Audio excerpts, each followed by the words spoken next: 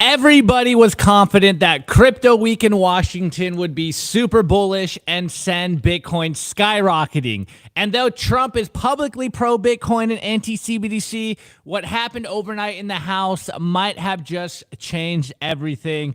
The anti-CBDC bill just got shut down, implying that the politicians in charge are trying to sneak through a CBDC in America right now, and no one is paying attention. And considering Europe CBDC is launching in less than 80 days in October, is America about to copy the EU's blueprint and roll out their own CBDC that will confiscate your savings? I don't know. It's not looking too good, guys, but let's dive into it. Of course, I'm not alone. I have my boy, Luke, probably the most bullish content creator in the space with me today.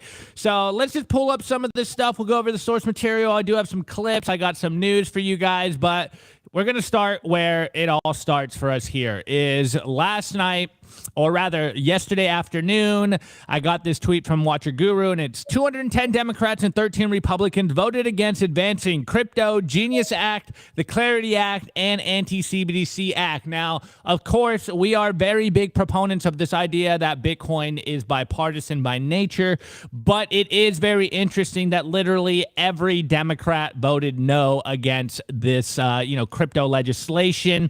And the more surprising aspect of this is that it was 13 Republicans that also voted no.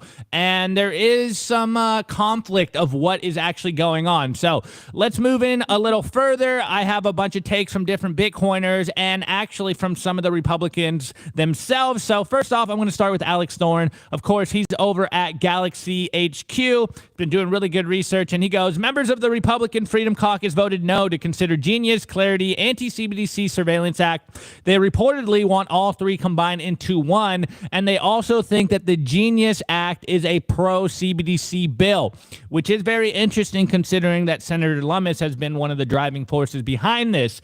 And then he goes on further and says, both positions are untenable. Assume White House and administration is pressuring now to change vote. Now, here's a good kind of, back and forth response. We have someone going, they can't pass anti-CBDC before Genius, and then Alex Stone responds, this vote is just to bring all of these to the floor, not to actually pass any or all of them. So it's still a lot of consideration, but what happened afterwards is kind of where it's still up in the air here. So going further, we have two Republicans here. Their responses to this. So first is Representative Marjorie Taylor Greene, and she goes, I just voted no on the rule for the Genius Act because it does not include a ban on central bank digital currency and because Speaker Johnson did not allow us to submit amendments to the Genius Act. Americans do not want a government-controlled central bank digital currency, which I fully endorse that last part. And then we have Representative Anna Paulina Luna. She goes, I support crypto, but cannot get behind anything that allows for a backdoor to CBDCs.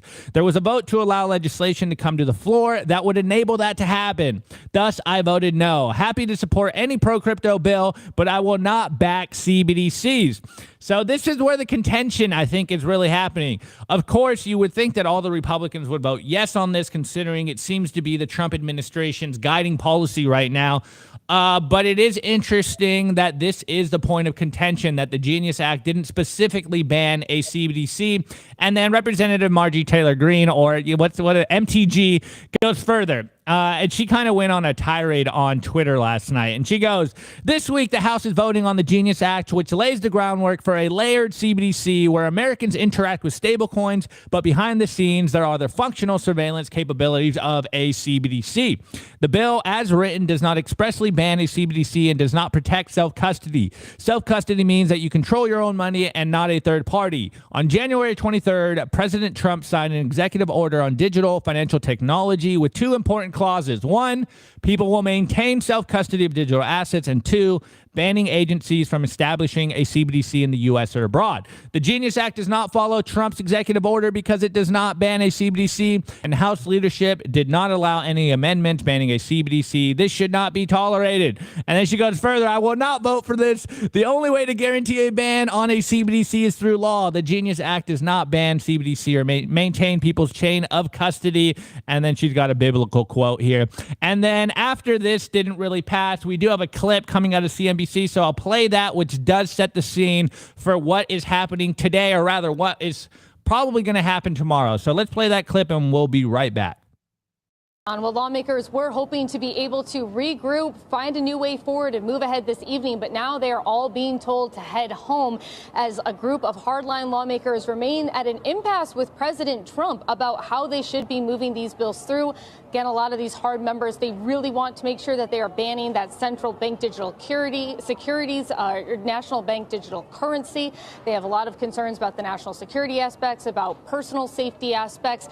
But at this point, Trump, so far, has said that he still wants that stablecoin bill to come to the House this week, which means that all three need to go separately instead of being combined. Republican leadership meeting with a number of lawmakers as well as senators this afternoon, but it seems that negotiations are going to have to go into tomorrow. Remember, the crypto industry, they were really banking on getting these bills done, and now it seems like everything is up in the air until they can find a...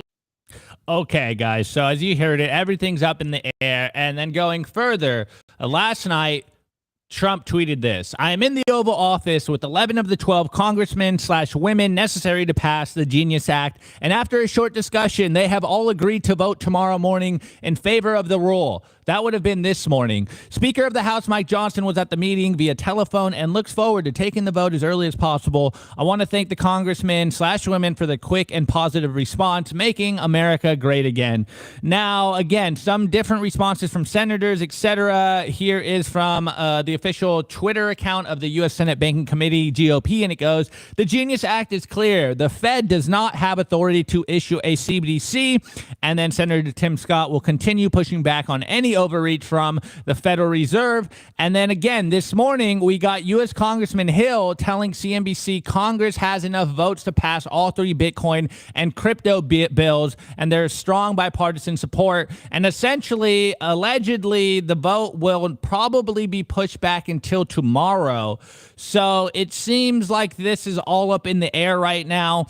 On the one hand, kind of my takeaway from this is obviously, as you know here, we are not fans of a CBDC. It is very interesting that every Democrat in the House voted no on this, which one bill being specifically the anti-CBDC bill, which is kind of where we got our title for today. It does seem like they secretly want a CBDC. Of course, we've been kind of on the fence saying this isn't a monolithic, move here. It's not everyone that wants this, but literally, as the numbers are showing, it was every single one of them. Now, the crazy part about this is what we've been covering about what's going on in the EU. We know Christine Lagarde has been going very hard about a CBDC, essentially saying that they are very close to launching it, and the date is October. Now, the fact that we're seeing this stalled right now, it's not looking too good personally from like a more Bitcoin maxi perspective. Of course, I'm not that big on believing this legislation or these regulations are necessarily a good thing. They might actually cause more harm than good, as we're kind of seeing this contention play out in real time.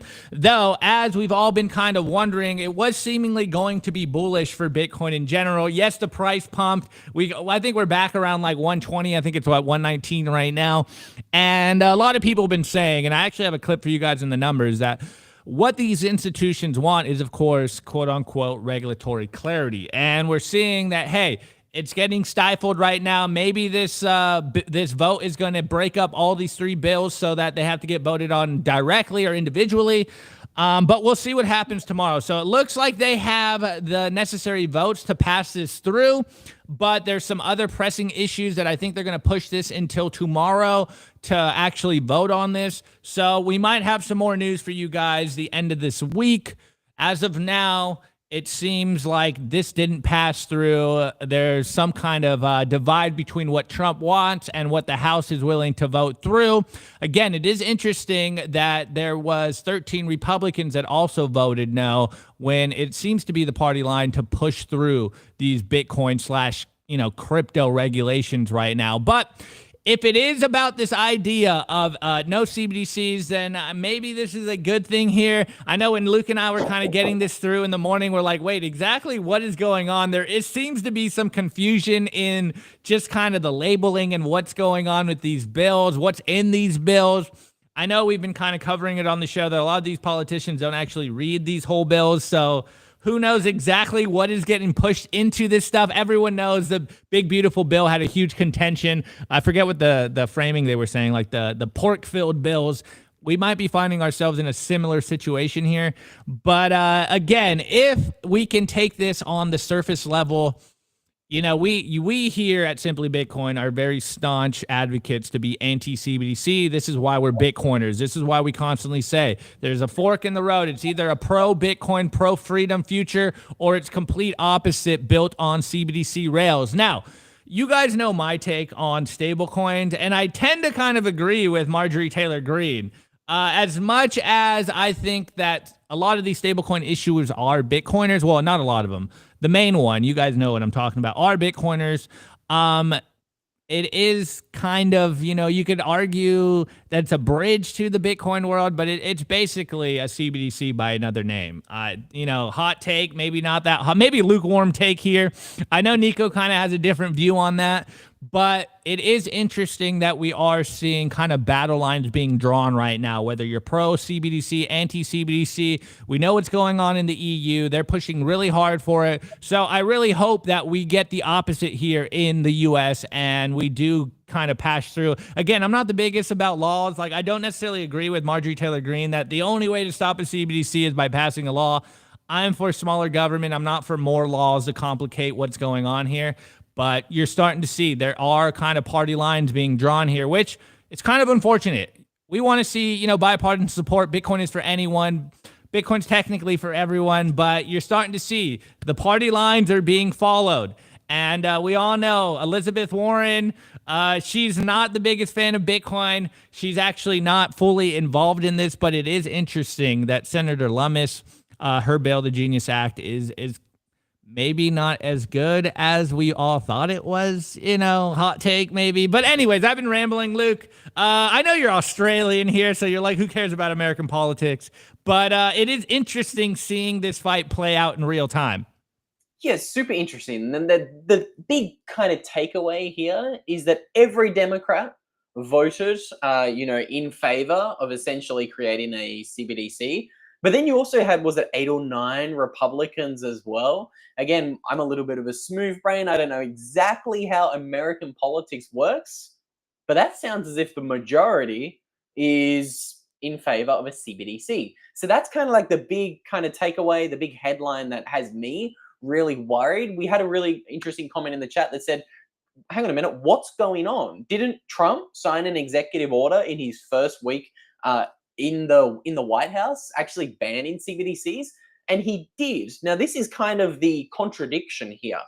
If America were to roll out a CBDC, I think they would have to do it in a sneaky way. They would have to do it through back doors. And again, maybe, I don't know, I'm just speculating here, but maybe the politicians actually hold the power and it's not the man in office. I know that's a controversial take, but who remembers how quickly President Obama's tone kind of shifted once he got in the White House? Before he got in the White House, he was anti-this, anti-war, anti-crisis, and then all of a sudden we know what happened. I won't get into specifics today, but again, I think there could be an argument there. Again, the man, Donald Trump, his kind of billboard is I'm pro-Bitcoin, I'm pro-freedom, I'm anti-CBDCs. But again, who knows whether he actually has the power? That's probably just the question we want to explore today. And I just found it fascinating that we've now got Republicans voting down the anti-CBDC bill, and every single Democrat, of course, voted it down. So again, I think this is a little bit of a watch this space development. And again, I think we need to be paying very, very close attention to what gets sneaked through into these, what do you call those bills, Opti? I think they've been saying pork-filled bills. I guess this is some, you know, political framing here, but yeah, that's what I've been hearing. Yeah, it's really interesting. Let's pay very close attention to these pork-filled bills and actually watch to see what happens next in America. You did mention Europe and them launching their CBDCs in less than 80 days. Again, don't forget, I believe the large majority of governments around the world are looking into creating a CBDC. I believe it's 98% of the global economic power is launching a CBDC, whether that is currently in a pilot program, a research phase, or a development phase. That's right, 98% of the world's GDP is launching a CBDC. The only countries who really aren't are probably the countries who just don't even have internet, for example. And these ones don't necessarily contribute much to global GDP. So again, I think this is really interesting. The timing here with what everybody's favorite burnt lobster, Christine Lagarde, is doing in Europe is also a little bit of an interesting wrinkle. The fact that that thing's launching in under 3 months now, that's scheduled to be finally released in October. I think it could be very, very interesting timing. What exactly is happening in America. I'm hopeful. My fingers, they're crossed. I'm hopeful that America obviously continues to follow in what Donald Trump is saying publicly. But again, it's kind of a what's this space situation, Opti. It's certainly one of those. Yeah, 100%. This is definitely one of those moments. I mean, I've been saying it on the show as well. Like, the best legislation or regulations would be a lot of more like laissez-faire, hands off. And as we're kind of coming down to the pipeline, coming down where the rubber meets the road here, it seems like maybe these being passed is going to be worse for us than what people are thinking. It's going to be better. But again, this is all political. Maybe we see some stuff pop up in the next couple of days. As, Marjorie Taylor Greene was saying, if they can add some amendments to this stuff, maybe it could come out better than it was. We don't know what's actually happening behind the scenes. We don't know what the conversation was in the Oval Office, what's going to be these kind of changes that change people's minds to actually vote for this. But you guys know our stance. We are pro-Bitcoin, pro-freedom money here. And anything that is kind of pushing for toward a CBDC future, we are staunchly against. So maybe these Republicans voting no are a good thing here. I don't know. I'm not the political analyst here. I am more of just the 42 IQ Bitcoiner, reading this stuff for you guys every single day. But it is very interesting that we are seeing, partisan lines being drawn. Even though it's not a monolith here, of course. There is some Republicans that voted no as well. But the line for the Republicans is no CBDC. Now, really, if you're kind of diving into what is the opposite view, what do the Democrats think about this? I don't think it's that same view. It could probably be a lot more nefarious than that. And of course, we're going to hold out our opinions until we get some more information on what's going on, what actually gets passed. If it doesn't get passed, I'm sure you'll hear about it in a day or so, maybe on the Friday show, if it doesn't get passed before the show tomorrow. But we'll keep you guys updated. It looks like the crypto week in Washington was more hype than what everyone thought it would be. But we're seeing it. We're seeing things stumble, and I think Luke made a very strong point here, that maybe what Trump says and what actually gets passed are two different things. So, some things did happen. The executive orders were maybe a little optimistic here in a lot of different fronts, but now we have to see some of this stuff get pushed through, codified into law. And it seems like they're having some trouble passing this through. It seemed like, on Monday, there was a unified effort to get this stuff through. And now it's like, okay, maybe it's not as unified anymore. So interesting stuff. We'll keep an eye on this. And of course, you already know, guys, I have a clip for you guys kind of taking the more bullish side of this crypto week and what does happen. What are the implications if these regulations do get passed through? And then we have some interesting rumors come out of the White House and the Federal Reserve. We'll break down that whole story later on in the show. And of course, before we keep going, I want to remind you guys to smash the like button. Of course, guys, we want to get pushing the algo and we need your help to do that. Smash the like button. Of course, comment on the show. What is going on with these bills? Were these good? Are these bad? And of course, hit the subscribe button. We drop the most content. Hit the notifications. You want to watch this content. And of course, before I move on, I do want to give a huge shout out to our partners over at Bitcoin Well, the best place to buy your Bitcoin. They literally can never rug pull you because they never hold any Bitcoin on their platform. When you send them your money, your fiat dollars, they send you Bitcoin directly into your hardware wallet, into your phone wallet, into your cold storage. This is the best way. This ensures that you always get your Bitcoin. They have never lost any of their customers' Bitcoin, and they never will because they never hold it, guys. This is self-custody by default.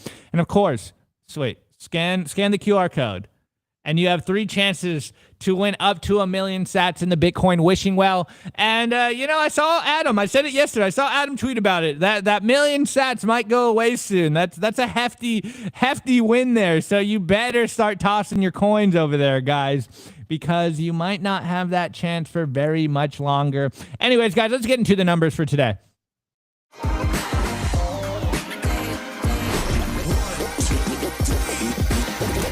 I want to tell you guys about our sponsor, Stamp Seed. Is your Bitcoin in cold storage really secure?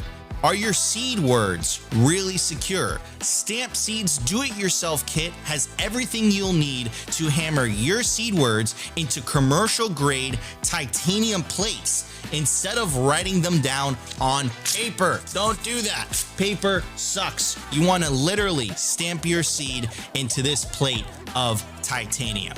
Your words are actually stamped into the metal plate with this hammer. So once your words are in, they aren't going anywhere. No risk of the plate breaking apart and your pieces falling everywhere. Titanium stamp seeds will survive nearly triple the heat produced by a house fire. They are also crush-proof, waterproof, non-corrosive, and most importantly, because this is generational wealth, time-proof. All things that paper is not, allowing you to hodl your Bitcoin for the long haul. I mean, here is the plate that they crushed. They put in water, they put a blowtorch to it, and as you can see, the words have survived. Stamp your seed on Stamp Seed.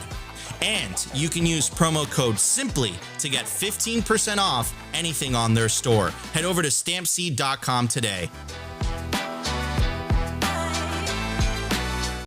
Alrighty then, guys. As you can see, I'm alone. Luke just told me behind the scenes he's got yelled at by the missus, so he had to jump off and go to dinner. Anyways, I'll handle the rest of the show. It's all good. We're over here on Clark Moody's dashboard going over the numbers. Of course, the current Bitcoin price is 119,240, which is a decline from all-time high of negative 3.1.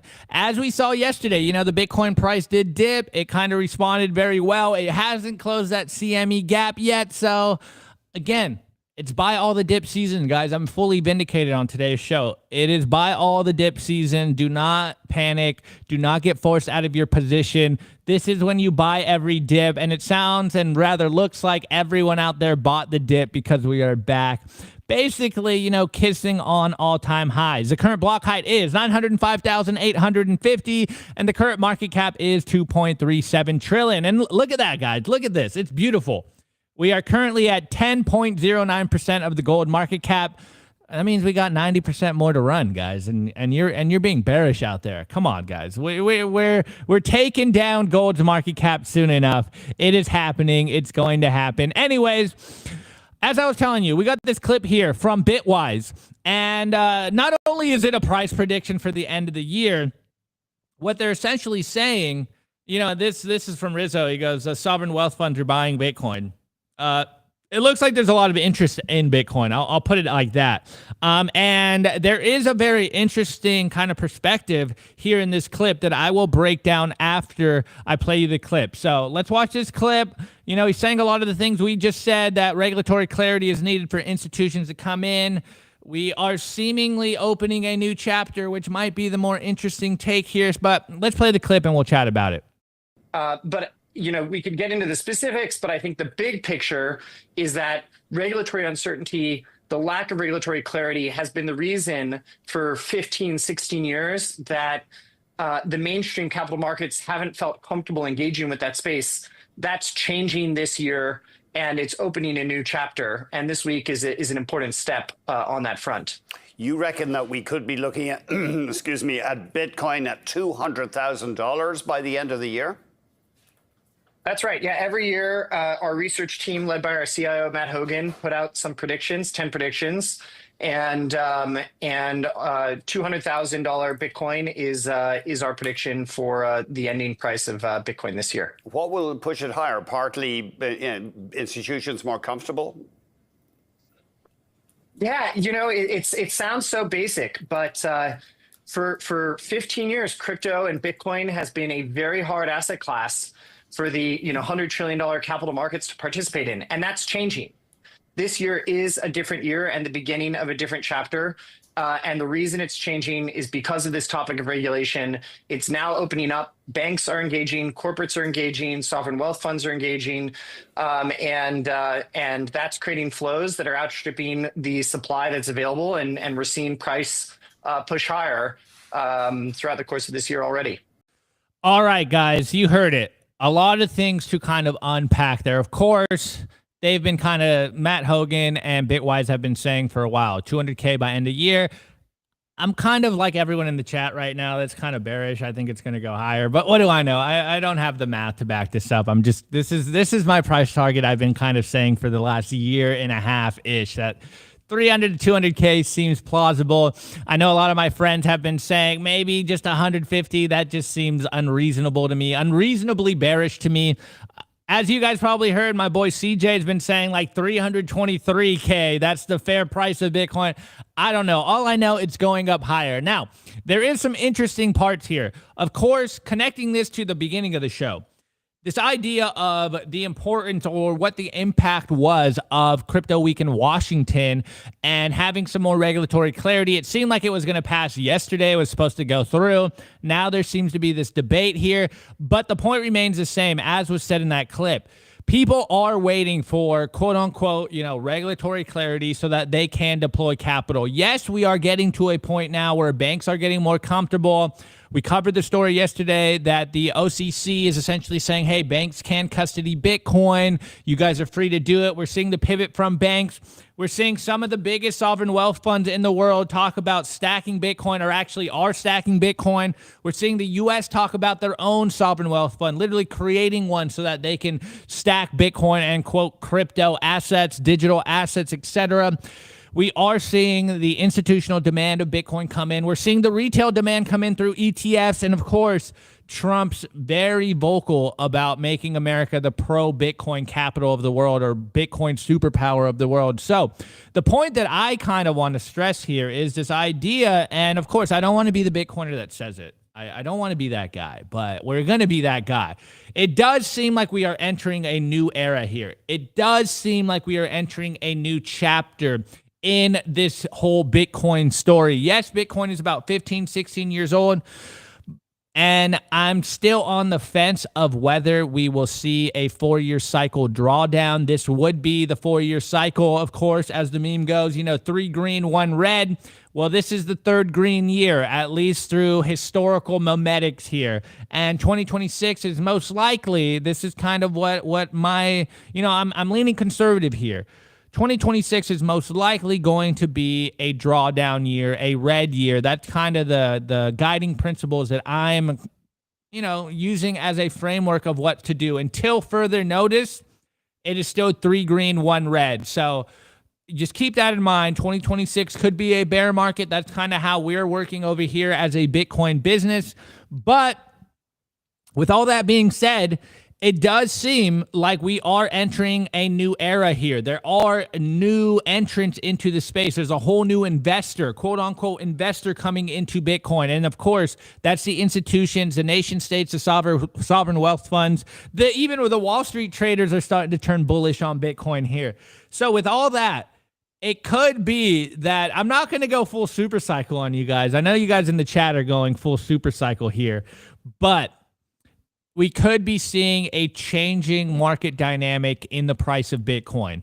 And that is fundamentally changed with the who is buying Bitcoin. And 2, if we do have good regulatory clarity here and these big institutions are extremely comfortable with going into Bitcoin. Now, if all that plays out, then the market structure that we've seen in the past could fundamentally break. Remember, the last cycle, the last 15 years of Bitcoin, actually, sorry, not just the last cycle, the last 3 cycles of Bitcoin, in all the history of Bitcoin, the last 15, 16 years, we've basically seen the price be driven by retail, by you and I out there just buying Bitcoin. Yes, there's been some big whales that drive the Bitcoin price market structure, but now we're seeing a whole new entrant into the market. And if they find the conviction that we found, if they see the writing on the wall that we kind of see, now, of course, they're not going to go 100 or what Saylor full triple maxi 150% in, but they could. And if they do that, then we could potentially see the 4-year cycle end. Now, I'm saying it's a non-zero chance of that happening, but it could be this cycle. It could be this next year that we see things fundamentally shift. If you recall, in 2024, we saw, similar things changing in the Bitcoin cycle. First of all, of course, Bitcoin hit an all-time high before the halving happened, which had never happened before. And then secondly, or actually maybe my timeline's mixed up here, we also saw the bear market drop below the last all-time high, which is kind of showing things are changing. They're shaking up. We can't really just lean on the old memetics of Bitcoin market structure. And with a whole influx of capital coming in, these can fundamentally change. Now, there is one point that I do kind of want to mention. It is the idea of we are starting to see that Bitcoin at a $2.34 trillion market cap has become a significantly bigger liquidity market here. So, yes, we're seeing, things change. We're seeing the price kind of go dip a little bit, seeing some corrections. But remember, yesterday we were covering a story of an 80,000 Bitcoin whale selling their Bitcoin, and the price only dropped 3%. What that is showing to a lot of investors is that the Bitcoin market is fundamentally maturing now. This is a mature market here. Before, they could basically write it off as, these internet meme money, these internet, I'm blanking on what they call it, the internet money phenomenon. It's just a fad. It's going away. Now they can't say that anymore. If you're seeing these big sellers come into the market, barely move the market of Bitcoin, it's starting to show that this is a mature market, that you can come into the market with a lot of capital and not fundamentally drive the volatility of the market here. So we are seeing things change. We are seeing the market mature a little bit. We're starting to see maybe, I hate to say it, but quote unquote, more mature investors come into the market. And if they come in with this long-term conviction that we're seeing from Saylor, if they're taking a page from the Saylor playbook, the Bitcoin that's being scooped up right now could be held for a long, long time. The volatility could be dampening on the low end. I still think there's going to be some extreme movements on the high end, but it does seem like the volatility is going down. So with that being said, I am on the fence that we might be seeing a less dramatic bear market in 2026. Again, we still have about the 6 months, close to 6 months to really dive into if this is changing in real time. We'll have more data as the year end. We'll obviously be able to update our kind of mental models here, whether Bitcoin goes parabolic, whether we kind of get a very unexciting bull market like we saw in 2021, or will we be going back to the glory days of 2017, 2013, etc.? But things are changing, and there is new people coming into Bitcoin, and that's fundamentally going to make changes in the market structure of Bitcoin. Now, we obviously don't know how that's going to play out. A lot of people have been saying more of like an S-curve adoption or a stair-step function. We don't know what this is going to look like. All of that is just to say, essentially, your plan here should not change. What you should be doing is the same thing every other Bitcoiner has been telling you forever. Keep buying Bitcoin. Don't take your foot off the gas. Make sure you're taking that Bitcoin off exchanges. Don't let the institutions take your Bitcoin. Don't let the Larry Finks of the world take your Bitcoin. Do not let Saylor scoop up all of the Bitcoin here. You need to buy Bitcoin, or rather you need to save in Bitcoin, and you need to store that Bitcoin, because there is a whole new game being played and they want your Bitcoin. So right now is not the time to panic. Don't panic at every dip. This is buy the dip season until further notice. I think the end of this year is going to be great. Let me see. Sorry, you guys are blowing me up in the chat here. Let me see. You want? I know you want to say super side. Yeah, and you say 3 months. Yeah, 3 months we might be seeing a CBDC in the US. That's what this is all about. I'm kind of on the side that we probably won't see a CBDC. Let me see this. Hey, Opti, have you seen YouTube reports of a CBDC coming in to our near future?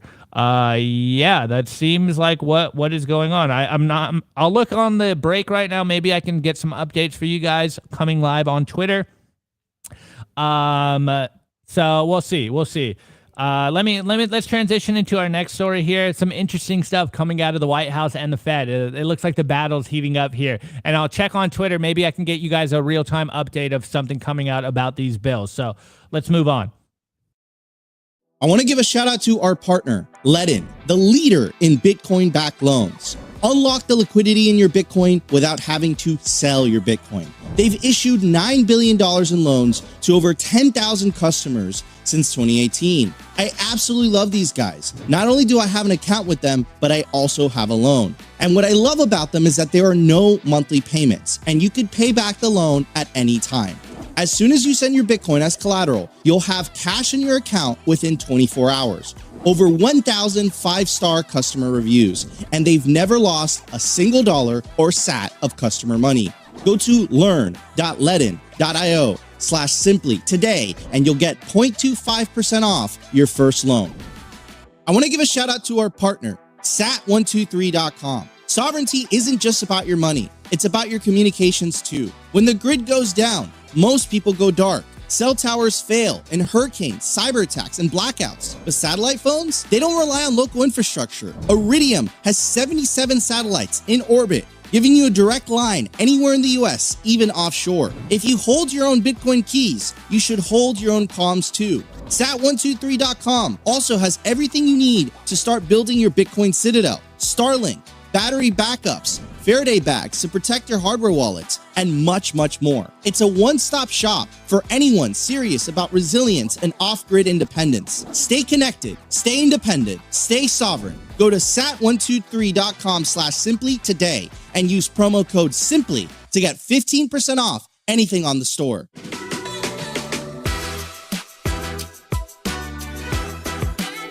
I want to give a shout out to our partner, Cold Card. If you're serious about self-custody, Cold Card is the best Bitcoin hardware wallet. There is no second best. The Cold Card Q is the ultimate air-gapped Bitcoin signing device, complete with a full keyboard, large screen, camera, NFC support, and much more. Do you prefer something sleeker? The MK4 is trusted by hardcore Bitcoiners around the world. Both are built by Bitcoiners for Bitcoiners, secure and open source. Simply Bitcoin viewers get 5% off with promo code SIMPLY. Take self-custody of your Bitcoin today with Cold Card. All right, everybody. Hey, look what the cat dragged in. All right, we are back. Opti and I are about to catch a flight, so I've been doing some things in the back end. But anyways, guys, you want to get yourself the best Bitcoin hardware wallet in the game, the Cold Card Q. This is the orange version. They make it in different colors. Guys, it's completely open source. It's see-through, so to make sure that no one's tampering with it or anything, you can get it in red, black. I like the black one, the purple one, green, blue, whatever color you choose. So head over to coldcard.com today and use promo code SIMPLY to get 5% off anything on the store. All right, guys. So I did get a breaking update for you guys. So let me pull that up here, and I'm glad NICO can pop in here because he is more of the political analyst here. I already broke down, the whole controversy here that we saw yesterday, but we have a live update. So the House is voting now. Apparently, they said it was going to be a day wait, but now they're voting on it. The House is voting now on Genius, Clarity, and CBDC bills. Again, you can see the live count here, which is currently at 204 Republicans saying yes, 3 Republicans saying nay, and then 211 Democrats voting no against the Genius and Clarity Acts. I got some comments on this. So guys, the midterm. Wait, before you go. So someone asked, is this all three bills? Bitcoin law goes, yes, I believe it's voting on the same motion as yesterday. Technically 4 bills, I think: Genius, Clarity, CBDC, and some defense appropriation. So, you know, just clarifying that now. And now go, Nico. So, yeah, I mean, technically, you know, this would be the biggest legislation, you know, that's pro Bitcoin, pro digital assets in American history. And as you can see, it's going down to the wire. Could you go up, Opti, so I could see it? It would just show it live. Again, what's really interesting as well is that, guys, the midterms are coming up. They're coming up, you know, sooner rather than later in 2026, and that's going to be you know, the determining factor of whether. Should I just go out and say? Oh, time remaining. Okay, so this is no. It says 0 here. No. But they could still. There's always still last minute votes. But the point I'm trying to make, though, are you going scorched earth on us? I'm not going to go scorched earth. What I'm going to say is, like, guys, you want to vote pro Bitcoin people in the House. Like, that's just the reality. You want to vote anti CBDC and pro Bitcoin people in the House. And I'm not gonna, you know, take sides here, but clearly, you know, there's a side that's pro Bitcoin, and clearly there's a side that's anti Bitcoin. Clearly there's a side who is pro CBDC. This is nuts. So you do have to kind of get involved. Specifically, if you are a Bitcoin business owner in the United States, you know, do you want your kids to grow up in an environment where, you know, the U.S. government has every intent to launch a CBDC? Now, a quick observation here: Trump and Powell are going absolutely ham. Yeah, I was going to cover that. They're going back and forth, and what I will say on that is, like, you guys have to see the interview that I did with Caitlin Long over the weekend. It was fascinating. It was incredible. And basically, she was making the argument that the Fed is acting politically. They're an independent institution. They shouldn't be acting politically. And man, this is so hard to say this. It seems like the Fed is picking a side. Now, if you just kind of go and, like, talk about incentives, because I think that's really important. If a specific side is pro CBDC, that is the continuation of the Federal Reserve, right? That is the continuation of central banking. And if a specific side is anti CBDC and pro Bitcoin, that is the discontinuation of central banking, right? That's taking power away from central banking. So is it too much to go out on a limb and say that, hey, you know what, the Federal Reserve is just essentially fighting for its survival, and it's using the tools that it needs in order to do that, right? And I'm seeing posts from Senator Lummis is going Senator Lummis is going hard in the paint. If you could pull that up, Opti, she has been calling for Jerome Powell. Pull that up. She's memeing it and everything, right? Jay Powell must go. Go down one. It is past time Chair Powell puts the American people above his own personal ambitions and resigns.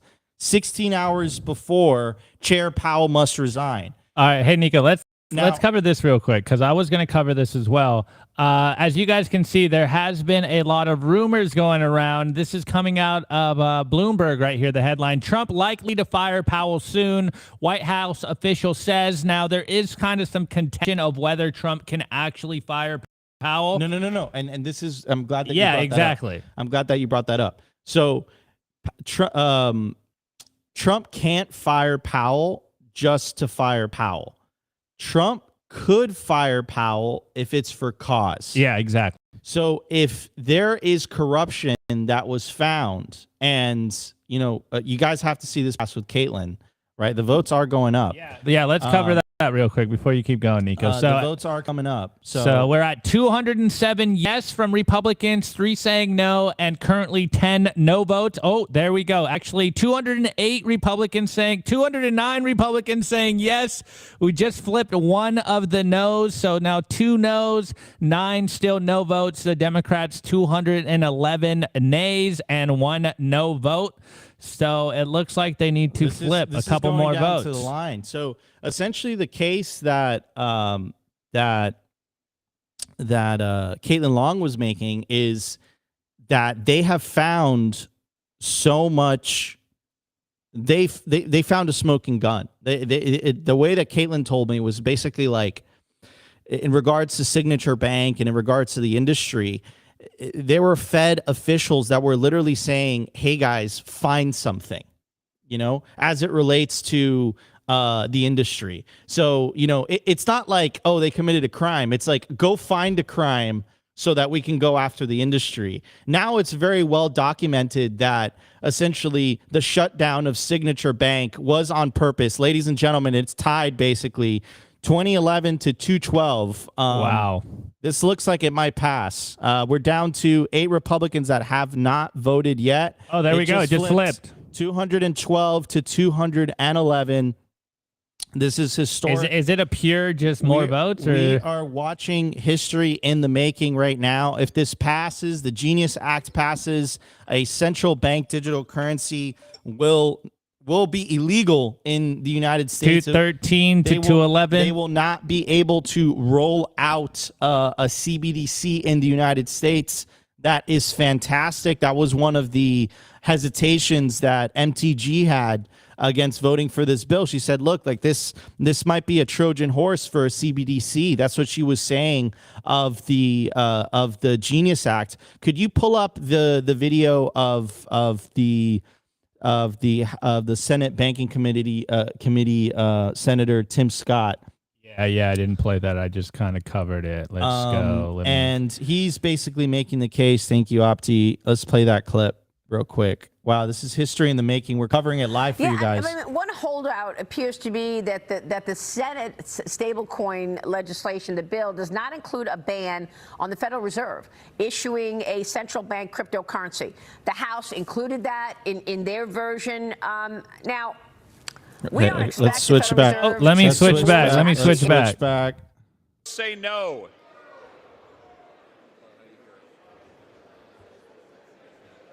The ayes have it. The resolution is adopted. The gentleman from Massachusetts. I ask for a recorded vote and a better time clock.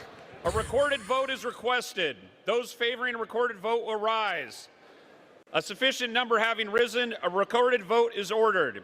Members will record their votes by electronic device. This is a 5-minute vote. So, ladies and gentlemen, it seems like the bills have passed. This is absolutely... Well, to be clear, this is so that it can go on the floor and make it official. So this is historic. Also, the pressure that Trump is putting on Powell to resign. And it seems like Treasury Secretary Scott Bessent potentially might be the one who's tapped. That'd be the first time in American history where the U.S. Treasury... Second time, but in like 100 years. A very long time where the U.S. Treasury and the head of the central bank are one and the same. Obviously, that's going to accelerate Trump's agenda.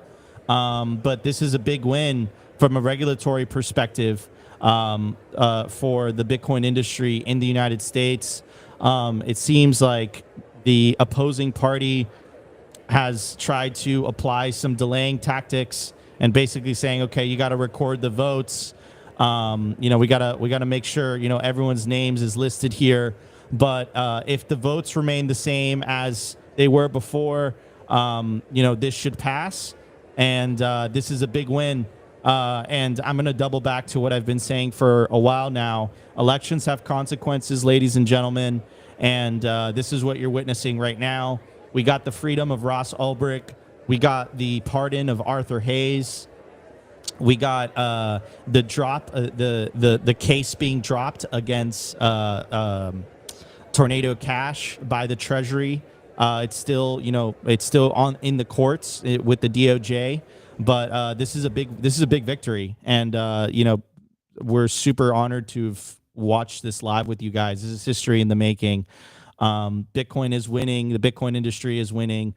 Big win. I don't have any further comments, but I did see you pull up that specific post. Yeah, I was going to do that for the culture later, but I'm glad you're here because you did go on an anti-buying houses tirade. What was that, last week? I did. All right, well, Bitcoin, I got some data here. Bitcoin is pumping, apparently, according to the news, we're at $119,300. Okay, let's go. Yeah, ladies and gentlemen, like I've been saying, elections have consequences. The midterms are coming up in 2026. We're not going to pick and choose any sides here on Simply. We are pro Bitcoin. But I would say is vote for the candidates, not the party, but vote for the candidates that are pro Bitcoin, anti CBDC.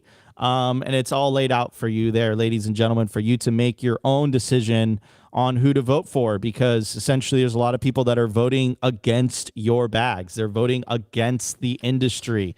They're voting for voting against prosperity and freedom. They're voting for central bank digital currencies. The United States does not want to go down the route of Europe. That sounds dystopian AF. We do not want to follow in the footsteps of China. We want an alternative to central banking. Central banking, I would say, has absolutely failed this last century. The worst recessions, the worst depressions, the worst world wars all happened under central banking. I would make a very strong argument that this country has been hijacked since 1913. And Bitcoin is providing an alternative. And what you're seeing here manifesting on the screen right now is a vote towards an alternative. And once Bitcoin has an alternative, ladies and gentlemen, may the best money win. And essentially what the central bankers want is they don't want a competition of money. They don't want the free market to determine what is money, right? So this is definitely a step in the right direction. And again, elections have consequences, whether you like it or not. Opti and I avoided politics for the longest time until they arrested the Samurai Wallet developers. And then we threw our hat in the ring as soon as that happened, because we said, hey, listen, we have to back the candidates that are pro-Bitcoin, anti-CBDC. We do not want a CBDC in the United States. We do not want the government to have that much power over the people, more power than they already have. And again, the track record is there. What they did to our generation in 2008 was criminal. It was a wealth redistribution. Main Street bailed out Wall Street. Bitcoin was invented around that time, or discovered, depending on how you want to see it. And, again, it's time to try something new. We gave them the benefit of the doubt. It's been more than 100 years. I would say it's failed our generations. It's failed the younger generations. We should not be poorer than our parents. We should be able to afford housing. We should be able to afford rent. We shouldn't be just, scraping by. Compensation has been basically static since the 1970s. It has not increased, even though productivity has increased, even though technological innovations have increased. Why has compensation not increased with it? This is an absolute disgrace. This is what central banking is. And this is history in the making, ladies and gentlemen, and it's happening here in the United States. We're watching front row seats. This is why we went so hard last November during election season. Elections have consequences. Here are the results of that, and of course, the freedom of Ross Ulbricht. Opti. Hey, yeah, Nico, I was just thinking maybe we just pivot and we just go in the culture, and you can just keep ranting for us. So let's just get into the last segment. I want to give a shout out to our partner, HIVE Digital Technology. Why HIVE in 2025? Unstoppable growth.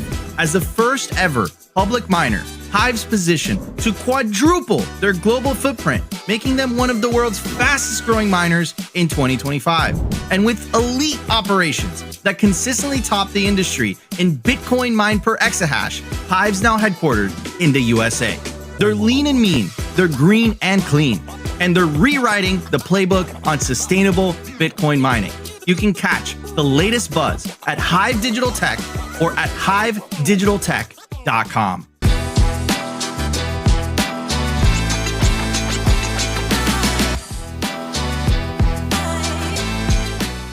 All right, ladies and gentlemen, we are we're back. just going to keep this running for you guys. And we have live coverage again. Opti, could you please describe what is being voted on at the moment currently? All right. Well, apparently from Bitcoin laws, it is the House vote on the Genius and Clarity Acts, though it did seem from following up tweets that technically it is 4 bills, the Genius, the Clarity, the anti-CBDC, and some defense appropriations. So, Opti, let's, why don't you chat GBT a lot of that stuff in the background? We'll do like high-level summaries of these bills, the significance of these bills.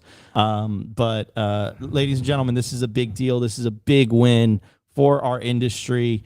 And again, you know, if one country proves that it could thrive under a central banking alternative, you know, other countries are going to follow suit. I think that's what has them freaked out so much.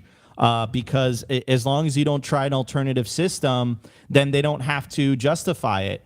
If the alternative system is superior than the previous system, and what is the justification in order to keep the previous system going? The only justification would be tyranny. It would be control. So, Opti, could you pull that up? And let me just, you don't have to share the screen. Let's leave that live. So the Genius Act is this bill would establish a federal regulatory framework specifically for dollar-backed stablecoins. I've been saying that this is a big deal because, again, Tether, which is the largest one, they're a pro-Bitcoin company. These guys are Bitcoiners. They're hardcore Bitcoiners. They hold 94,000 Bitcoin. The stable coins are a Trojan horse for Bitcoin. It exposes people to alternatives to bank accounts. It exposes people to digital wallets.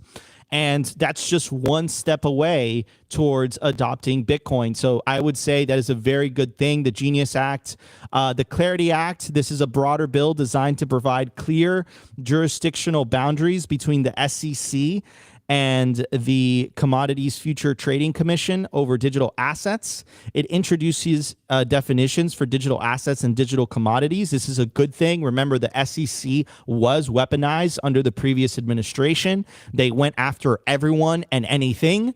So having, you know, a separation between the two agencies would be very positive because it has already been determined that Bitcoin is a commodity. It does not fall under the purview of the SEC. It continues to say it clarifies what qualifies as a security or commodity and sets up a dual registration process for entities involved in trading both types. The act aims to resolve current regulatory ambiguity and establish an anti-fraud framework for digital asset economy. I would say my favorite one here is the anti-CBDC Act. Remember, this was part of Trump's promise to the American people. This is what he promised us during the Bitcoin 2024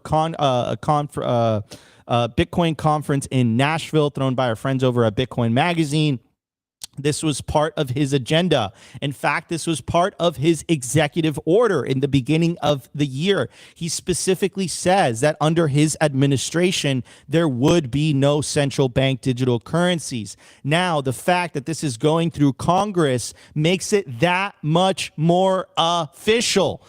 It's going to survive the test of time because a president could only do so much via an executive order. An executive order only lasts until the next president. But if something is codified through the legislative process, then you can't really reverse it via executive order. You can hamper it a little bit, but the next president can't undo all the things that the previous president did via executive order, which is why it's so important that these things pass. Also, this is also setting it up for the incoming Bitcoin Act 2.0, which is the act that was introduced by Senator Lummis and Congressman Begich of Alaska. So this is absolutely a big deal. I'm going to continue reading specifically the Anti-CBDC Act. This is something that MTG was covering specifically. Opti, if you could pull up some of those clips that we can play. I don't know if I got the clips, but I can find them. She's just going ham on X, so you should be able to find them. But there, just post that. Just that tweet is I covered this earlier, but let's see if I could find the clip of her talking. So keep going. So MTG's been going hard in the paint, talking about. There it is. Here we go. There it is. So let's play that. The GENUIS Act. President Trump wrote an executive order on January 23rd, and specifically on exactly what the GENUIS Act is about, except they did not include what was in his executive order, which is a ban on a central bank digital currency, which is extremely important, and the president feels it's important, and that's why it was in his executive order. And the Senate left that out. And then they sent this over to the House, and Speaker Johnson didn't allow us to do amendments to amend the bill to ban CBDC. And that's a House issue. It's not, I fully support the president. I will vote for the GENUIS Act when they ban central bank digital currency and the GENUIS Act. So we need to get it right. It shouldn't be run through and us forced to vote on something when they take away our right for amendments. Ladies and gentlemen, this is why it's so important for you to get involved. I know the default response by Bitcoiners is essentially, hey, you know what? I just don't I feel disenfranchised by the current political process. You know, this is kind of dumb. This is kind of stupid. Yes, elections have consequences. You're seeing an example of that. I'm going to continue reading what specifically is in the Anti-CBDC Act. So it says the Anti-CBDC Act, the bill would prohibit the U.S. government and the Federal Reserve banks from issuing a central bank digital currency. The motion stems from concerns over government surveillance and infringement on financial privacy, effectively banning the creation or use of a federally issued digital dollar. That's a big effing deal. And again, this would only be possible if it because of the election victory that we had in November, not to mention specific parties, but the specific wins of pro-Bitcoin, anti-CBDC candidates. So it's a big, big win for our industry. Now, what has me a little bit concerned is, again, this is, it's not 50-50 exactly, but it's kind of halfway across. And guys, Bitcoiners are a voting block. We are a voting block. Make your voice heard. Look at how many representatives, and again, not to focus on a specific party. We're focusing on specific individuals and candidates, but you got to vote in representatives that are voting in your own interest. If you're watching this show, I'm assuming you're pro-Bitcoin. Do you want to live in a country that has a central bank digital currency? I'm assuming you don't want to live in a country that has a central bank digital currency. So you have the power to do this. You have the power to make your voices heard and say, you know what? I want Bitcoin. I don't want a CBDC. I don't want to live in tyranny. You know, I'm looking at this vote and I'm saying, hey, like we this needs to be like 60-40, 70-30, right? Like it can't basically go almost down the line. Like this is unacceptable. So, you know, we want a freer world. We want a world of peace, prosperity, opportunity, hope, freedom for everyone. An equitable world, an equal world where everyone has the opportunity to climb the economic ladder, because under a central bank system, wealth inequality has risen dramatically, right? Every time they print money, most people that are earning and saving in fiat, they get their earnings debased. They get their savings debased. That's half the country that fits into this category.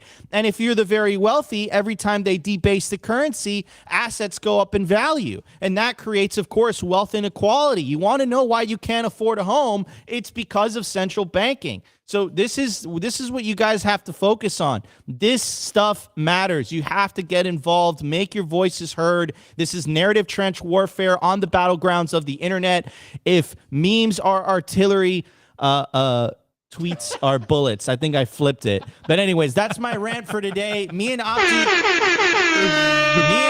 do have to catch a flight, guys. Stay tuned. Follow Bitcoin laws to see the resolution of this vote. It does seem like we do have it in the bag. Tomorrow, it's going to be Sophie and Luke hosting the show.